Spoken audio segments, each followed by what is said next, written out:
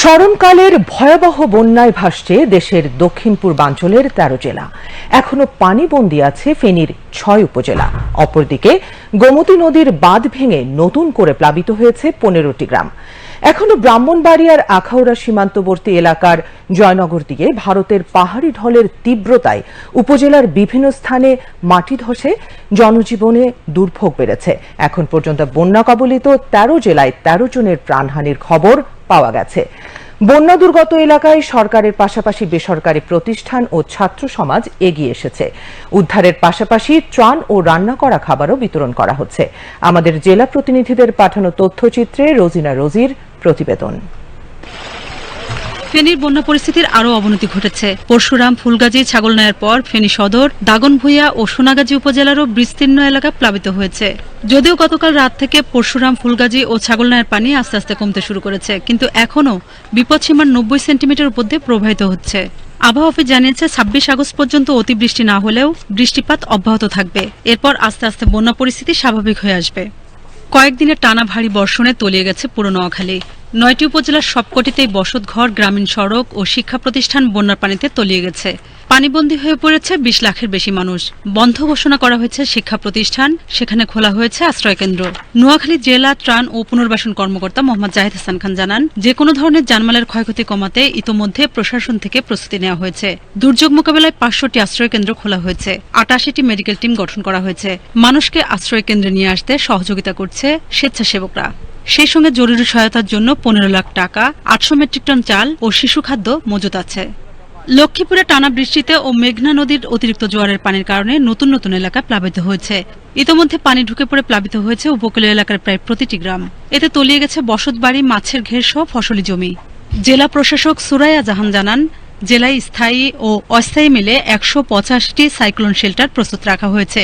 গতকাল বিকেল পর্যন্ত এসব সাইক্লোন শেল্টারগুলোতে ৪,৯০৫ জন আশ্রয় নিয়েছে।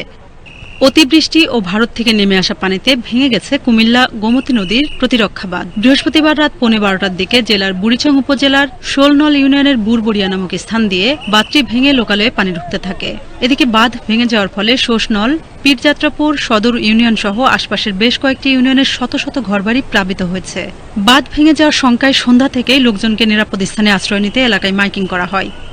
টানা কয়েকদিনের প্রবল বর্ষণ ও পাহাড়ি ঢলে চট্টগ্রামের মিরসরাই, ফটিকছড়ি, হাটহাজারী, রাউজান সহ বিভিন্ন উপজেলার বিভিন্ন ইউনিয়ন বন্যা কবলিত হয়ে যায়। চট্টগ্রামে প্রায় ২ লক্ষাধিক মানুষ পানিবন্দী হয়ে আছে। কর্ণফুলী, হালদা, শিকলবাহা, শিলক ও সাঙ্গু নদীর পানি এখনও বিপদসীমার উপর দিয়ে প্রবাহিত হচ্ছে। বন্যা দুর্গত এলাকায় সরকারের পাশাপাশি বেসরকারি প্রতিষ্ঠান ও ব্যক্তি উদ্যোগে ত্রাণ ও রান্না করা খাবার বিতরণ করা হচ্ছে। ভারী বর্ষণ ও ভারতের পাহাড়ি ঢলে সীমান্তবর্তী ব্রাহ্মণবাড়িয়ার আখাউড়ার বাঁধ ভেঙে যাওয়ায় উপজেলার নিম্নাঞ্চল বন্যা পরিস্থিতির অবনতি হয়েছে। নতুন করে এলাকা প্লাবিত হয়েছে। মৌলভীবাজারের আকস্মিক বন্যায় প্রায় ২ লাখ মানুষ দুর্যোগ কবলিত হয়ে পড়েছেন। খোলা হয়েছে প্রায় ৪৭টি আশ্রয়কেন্দ্র। এতে আশ্রয় নিয়েছেন প্রায় ৬,০০০ মানুষ। জেলা প্রশাসন থেকে কন্ট্রোল রুম খোলা হয়েছে। উদ্ধার তৎপরতা ও ত্রাণ কার্যক্রমে সমন্বয় করছেন সেনাবাহিনীর সদস্যরা। জেলা প্রশাসন থেকে ২৮৫ মেট্রিক টন চাল ও ২০,৫০,০০০ টাকা বরাদ্দ দেওয়া হয়েছে।